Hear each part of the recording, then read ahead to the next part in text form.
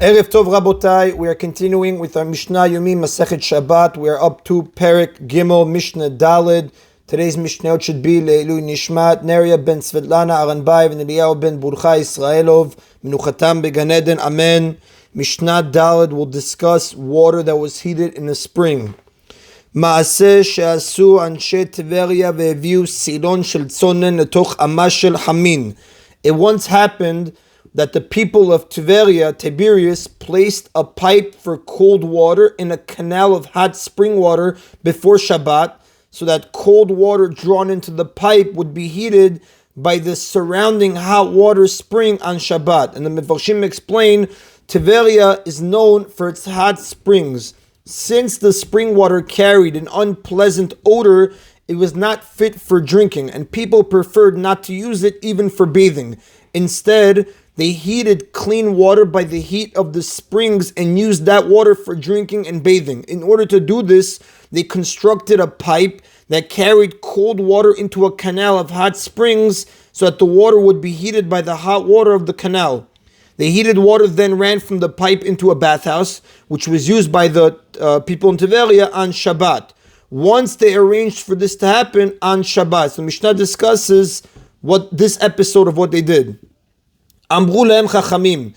The sages said to them, what you did was forbidden because it's similar to wrapping food in a hot substance that increases the food's heat, which is prohibited. And again, this is all filled in by the Mefarshim, because the Mishnah is going to continue im b'Shabbat, and then biyom tov, etc. But just to fill in what the Chachamim told them, what you're doing is similar to wrapping food in a hot substance that increases the food's heat, which is prohibited. And the Mefarshim explain, we know it is forbidden to wrap hot food in any substance that will increase its heat, even if one does so before Shabbat has begun. The reason for this is that if it were permitted, one might come to keep his food warm by leaving it buried in ashes containing coals. And if he does that, he might stir the ashes on Shabbat in order to make the coals burn more strongly, and this would violate the melacha of lighting a fire. Now, we're going to explain this Isur Hatmana more in Perek Daled. Now, even wrapping cold food in a substance that can add heat to it is forbidden, as this is the case in our Mishnah,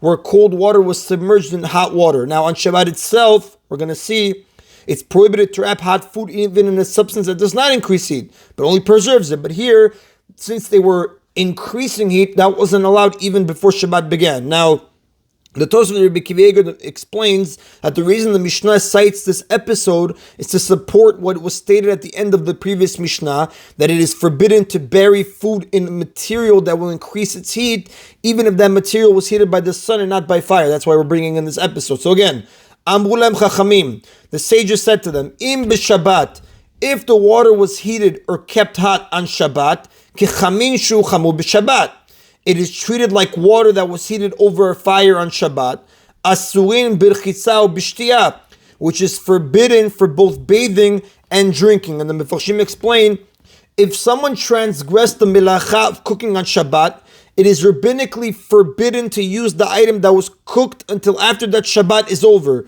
Now, although the system in Tiberia was set up so that the water that was being heated on Shabbat flowed automatically through the pipes running through the hot springs, and the prohibition against actual cooking was not being transgressed, the sages nevertheless forbade the use of the water, since the arrangement was a violation of hatmana, which is wrapping in a hot substance. Now, water that was heated permissibly before Shabbat may be used on Shabbat for drinking or for washing one's face, hands, and feet. Washing one's entire body with hot water is forbidden under all circumstances, even if the water was heated before Shabbat.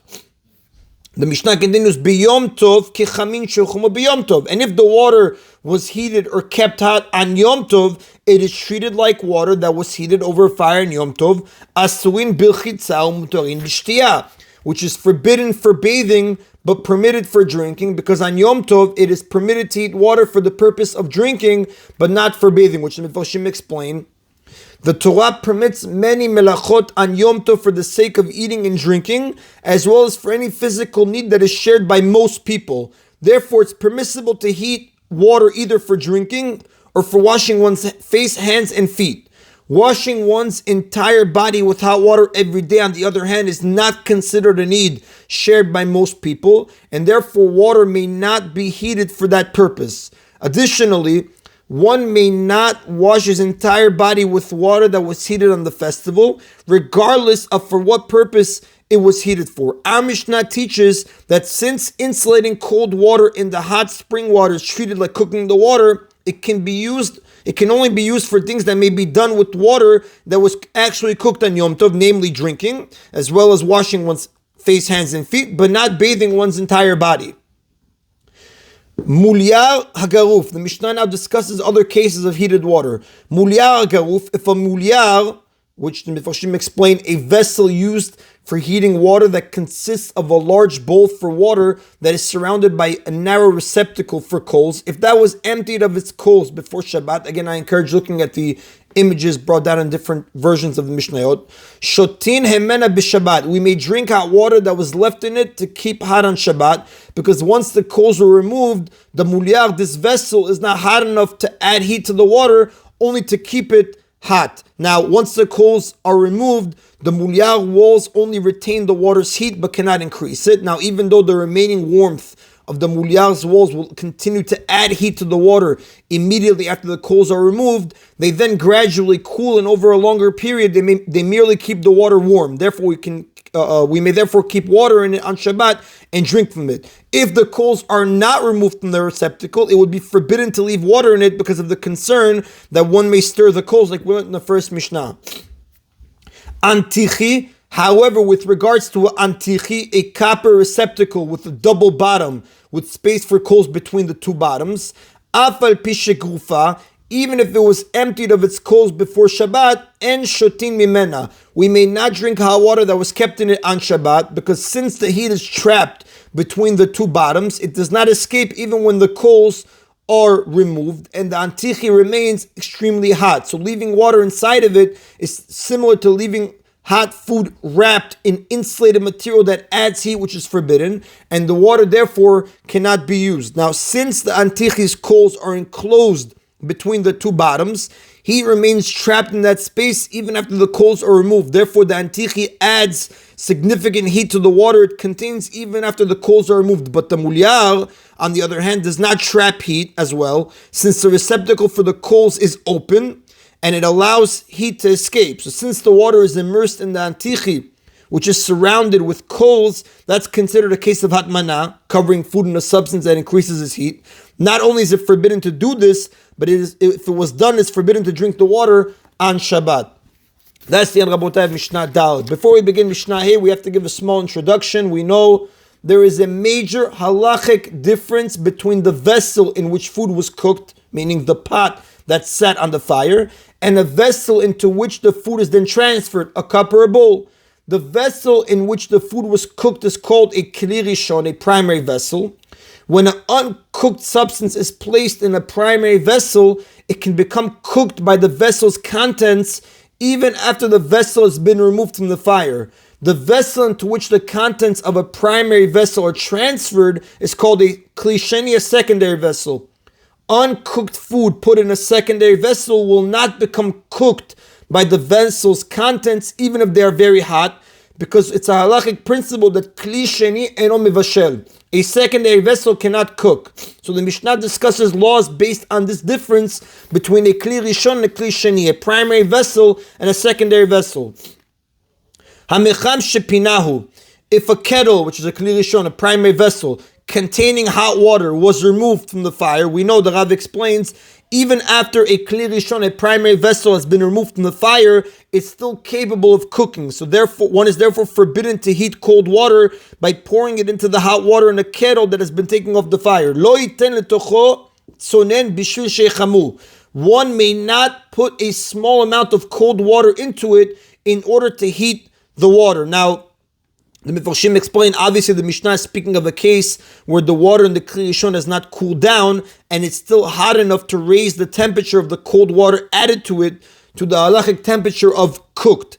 Water is considered cooked when it reaches yatsul edetbo, hot enough to make one's hand pull away from it, as the halacha says in Orach Chaim, Siman 318, halacha 14. Now again, Hamecham shepinahu, if a kettle was removed, lo yiten letocho tzonen bishvil shechamu, one may not put a small amount of cold water into it in order to heat the water, meaning he may not add such a small amount of cold water that it will become hot, like the water that was already in the kettle, because the cold water will therefore be cooked in the water of the kettle, even though the kettle is no longer on the fire.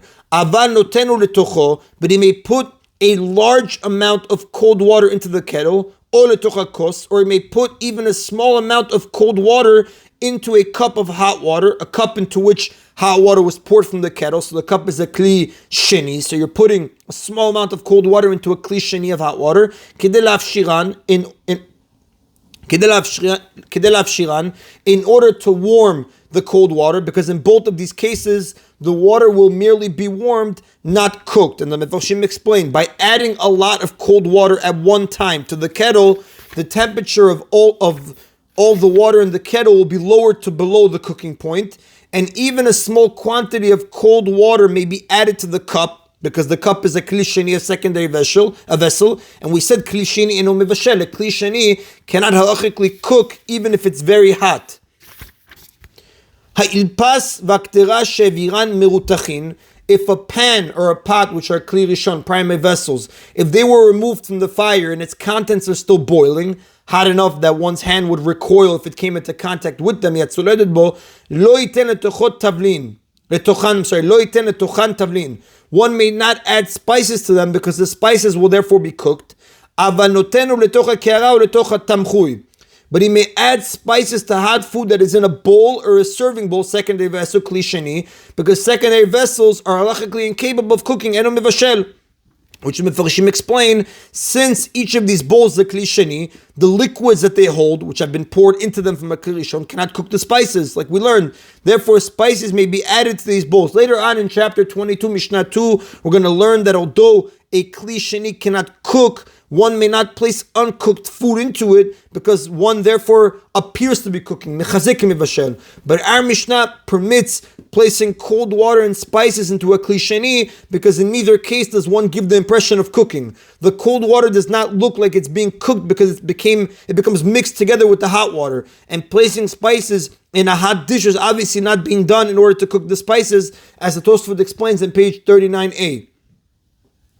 Rabbi Yehuda says, La kol hu noten. One may add spices to any type of hot food, even if it's in a kli rishon, a primary vessel, provided the vessel has been removed from the fire. And the Tosfot explain, Rabbi Yehuda refers only to spices. He agrees with the Tana Kama that a kli rishon can cook foods other than spices, even after it has been removed from the fire. But he's being lenient regarding adding spices on the kli rishon after it was removed from the fire. Chutz midavar shesh bo chometz v'tzir, except food that contains vinegar or fish brine. According to Rabbi Yehuda, the Mefarshim explain, spices do not cook easily, and therefore they may be added even to a kli rishon, a primary vessel, after it has been removed from the fire. However, Rabbi Yehuda agrees that it is forbidden to add spices to food that contains vinegar or fish brine because these are sharp substances that can cause even spices to become cooked.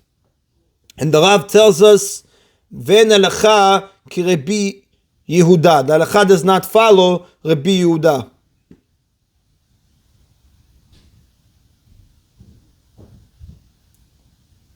And the Rav continues to say, V'dafka tavlin hu de'asur liten b'chli rishon afilu la'achar sheviru mina'or. Specifically, he says, when the Tana Kama says, Lo yiten letochan tavlin, one may not add spices, specifically referring to spices that cannot be added to a primary vessel even when removed from the fire. Aval melach afilu b'chli rishon lo b'shela. But salt into a kli rishon will not cook, only when it's on the fire. Lefikach, therefore, mutar letet melach afilu b'chli rishon la'achar sheviru mina'or. The Rav says you can add salt even to the kli rishon, the primary vessel, provided it was removed from the fire. He's explaining when the Tana Kama says lo yiten letochan tavlin, one may not add spices even when it's removed. It was referring specifically to spices, but salt would be allowed.